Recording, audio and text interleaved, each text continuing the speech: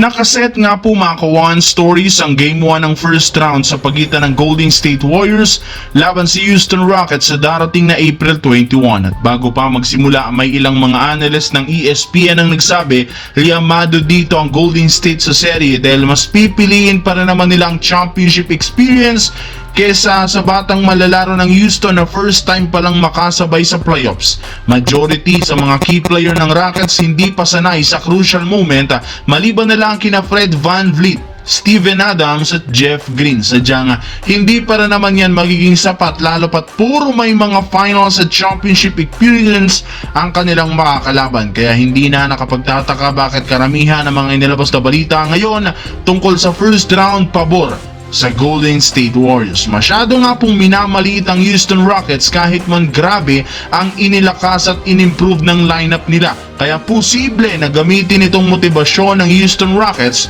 para talunin ang Golden State Warriors sa kanilang laro. Samantala, 2 araw na lang ang natitira bago ganapin ang Game 1 ng first round kontra ng Lakers at Timberwolves. Kaya busy ang magkabilang kupunan sa paggawa ng game plan para ma-outplay ang bawat isa. In fact, sa parte ng Lakers, ginagamit nila bilang Anthony Edwards sa kanilang scouting team sina Bronny James at Shake Milton, habang pagdating naman sa Minnesota, ginagamit nila dito bilang Luka Doncic si Joe Ingles. At habang pinag-aaralan ng Wolves ang ginagawang play ng Lakers, ibinulgar ni Anthony Edwards sa interview na sigurado nga pong mahihirapan sila sa lahat ng laban kontra sa Lakers. Inamin nga nito na bagamat masaya siya na magkaroon ng oportunidad makalaban si LeBron, inaasahan niya na hindi magiging madali para sa team ang kanilang landas. Alam nga po niya kung paano kinokontrol ni LeBron ang lahat ng mga serye na pinaglalaroan ito. Kaya kailangan nga po nilang mag-ingat at mag-isip ng mabuti